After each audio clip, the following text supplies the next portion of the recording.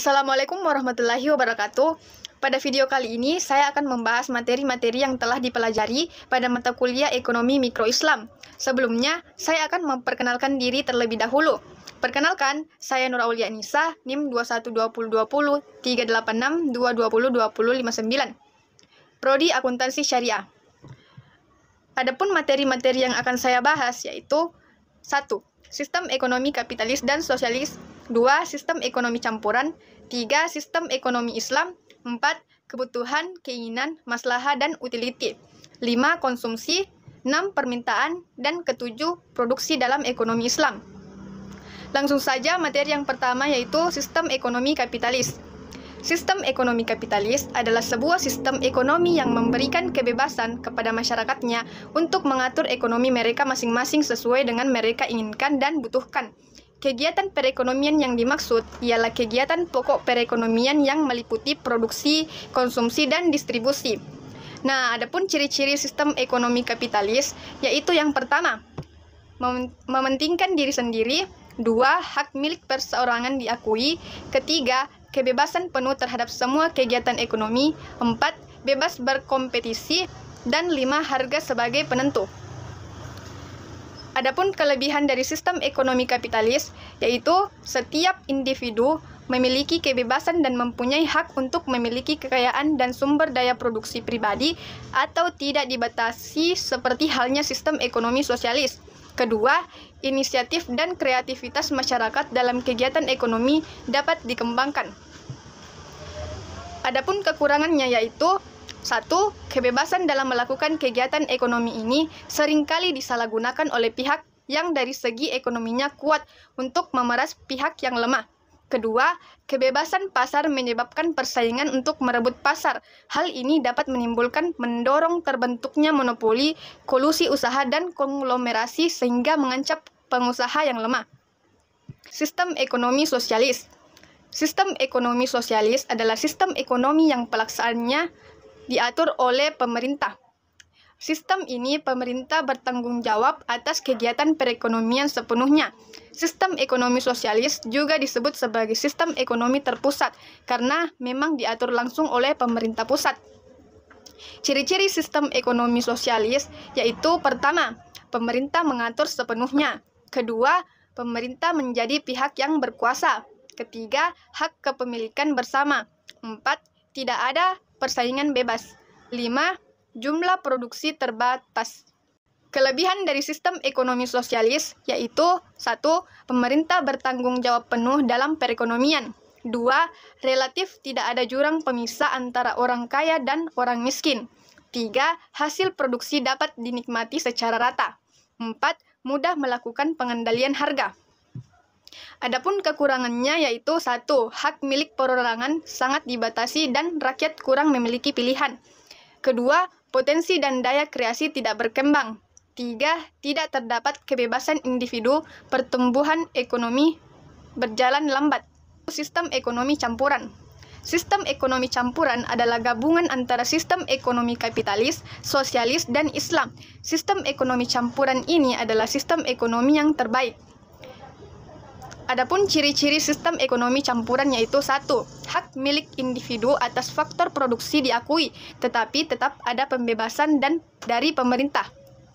Kedua, adanya kebebasan individu untuk mendirikan usaha, sehingga potensi dan pengembangan kreativitasnya dapat tersalurkan. Kelebihan dari sistem ekonomi campuran yaitu 1. Adanya pengakuan dari pemerintah terhadap hak individual. 2. Proses penetapan harga barang dan jasa di pasar dapat dikendalikan lebih mudah. Ketiga, pemerintah mengutamakan kepentingan dan kemakmuran warganya. Kekurangannya adalah 1. Pemerintah memiliki tanggung jawab yang lebih besar dibandingkan pihak swasta. Kedua, meskipun pemerintah berperan aktif dalam perekonomian, namun masalah ekonomi tetap terjadi, misalnya inflasi, pengangguran, dan sebagainya. Sistem ekonomi Islam. Sistem ekonomi Islam adalah sistem ekonomi yang berbasis Islam yang dimana sumbernya berasal dari Al-Quran, hadis, ijma, dan qiyas. Sistem ekonomi Islam sangatlah jauh berbeda sistemnya dengan sistem ekonomi konvensional yang dimana masih sering terjadinya praktek-praktek haram seperti halnya riba. Adapun ciri-ciri sistem ekonomi Islam yaitu menggunakan sistem bagi hasil, menggabungkan antara nilai spiritual dan material, memberikan kebebasan sesuai ajaran Islam, mengakui kepemilikan multijenis, dan menjaga keseimbangan rohani dan jasmani.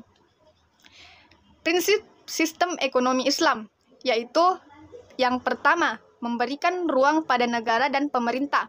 2. Larangan riba. 3. Tidak melakukan monopoli. 4. Memiliki tanggung jawab. 5. Memiliki sistem bagi hasil. 6. Kebebasan kegiatan ekonomi sesuai ajaran Islam. Adapun kelebihan dari sistem ekonomi Islam yaitu 1. Terdapat moral dan etika. 2. Proses distribusi yang berasaskan kepada keadilan. 3. Kebebasan dalam pengambilan keputusan. 4. Sistem pemasukan aman.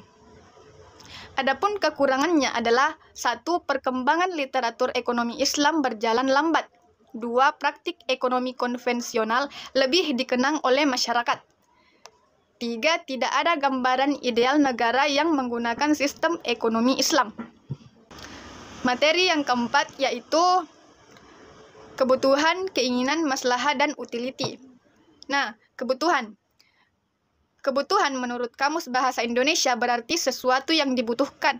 Maka, kebutuhan manusia dapat diartikan sebagai sesuatu yang dibutuhkan oleh manusia atau keinginan manusia yang harus dipenuhi demi tercapainya kepuasan rohani maupun jasmani untuk keberlangsungan hidupnya. Kebutuhan ini dapat berupa barang ataupun jasa. Nah, ada 3 jenis-jenis kebutuhan manusia. Yang pertama itu kebutuhan primer, kebutuhan sekunder, dan kebutuhan tersier. Keinginan. Keinginan merupakan perasaan atau harapan untuk dapat memiliki dan memenuhi sesuatu. Keinginan merupakan suatu benda atau jasa yang ingin dimiliki maupun hal yang ingin dilakukan, tapi tidak selalu berdampak signifikan jika tidak terpenuhi. Misalnya, ketika kita menginginkan mobil, keluaran terbaru, kelangsungan hidup kita tidak akan terganggu seandainya kita tidak membeli kendaraan tersebut saat ini juga. Kebutuhan wajib dipenuhi dan menimbulkan dampak secara langsung, sedangkan keinginan tidak menimbulkan dampak secara langsung dan hanya mengejar kepuasan. Maslahah. Maslahah merupakan konsep yang dijadikan sebagai pertimbangan utama dalam menyelesaikan masalah-masalah hukum Islam, karena asas yang terkandung dalam maslahah adalah pemeliharaan dari maksud objektif hukum, yaitu pemeliharaan agama, jiwa, akal, keturunan, dan harta atau kesejahteraan. Utility. Utility adalah kebermanfaatan. Selain itu, utility memiliki arti manfaat sebuah produk atau kegunaan bagi penggunaannya semakin tinggi. Utility artinya semakin besar pula kepuasan atau manfaat yang bisa diperoleh dari produk tersebut. Sederhananya, utility artinya kegunaan. Materi selanjutnya yaitu konsumsi. Konsumsi adalah kegiatan yang bertujuan mengurangi atau menghabiskan daya guna suatu benda, baik berupa barang maupun jasa, untuk memenuhi kebutuhan dan kepuasan secara langsung. Ada 3 prinsip dasar konsumsi. Yang pertama, yaitu konsumsi barang halal. Kedua, konsumsi barang suci, bersih dan tidak berlebihan. Ketiga, konsumsi tidak mengandung riba atau suap. Materi selanjutnya yaitu permintaan. Teori ekonomi yang menyatakan bahwa harga dipengaruhi oleh permintaan. Oleh karena itu, teori tersebut berasumsi bahwa ketika permintaan di pasar naik, maka harga barang pun akan ikut naik. Tapi jika permintaan turun, maka harga pun akan ikut turun. Adapun hukum permintaan yang berbunyi, jika harga suatu barang mengalami kenaikan, maka jumlah barang yang diminta berkurang atau turun. Dan sebaliknya, jika harga turun, maka jumlah barang yang diminta meningkat. Materi terakhir yaitu produksi dalam Islam. Produksi adalah proses mengubah barang mentah menjadi barang setengah jadi. Barang setengah jadi menjadi barang jadi, atau bisa dikatakan produksi adalah suatu kegiatan menambah nilai guna suatu barang. Prinsip produksi dalam Islam berarti menghasilkan sesuatu yang halal, yang merupakan akumulasi dari semua proses produksi, mulai dari sumber bahan baku sampai dengan jenis produk yang dihasilkan, baik berupa barang maupun jasa. Adapun tujuan produksi dalam Islam. Yang pertama, pemenuhan kebutuhan manusia pada tingkatan moderat. 2. Menemukan kebutuhan masyarakat dan pemenuhannya. 3. Menyiapkan persediaan barang dan jasa di masa depan. 4. Pemenuhan sarana bagi kegiatan sosial dan ibadah kepada Allah. Adapun faktor-faktor produksi ada 4, yaitu 1. Sumber daya alam. 2. Tenaga kerja. 3. Modal. 4. Organisasi atau manajemen. Nah, adapun kaidah-kaidah dalam produksi. Yang pertama itu 1. Memproduksi barang dan jasa yang halal pada setiap tahapan produksi. Kedua, mencegah kerusakan di muka bumi, termasuk membatasi polusi, memelihara keserasian dan ketersediaan sumber daya alam. Ketiga, produksi dimaksudkan untuk memenuhi kebutuhan individu dan masyarakat serta mencapai kemakmuran.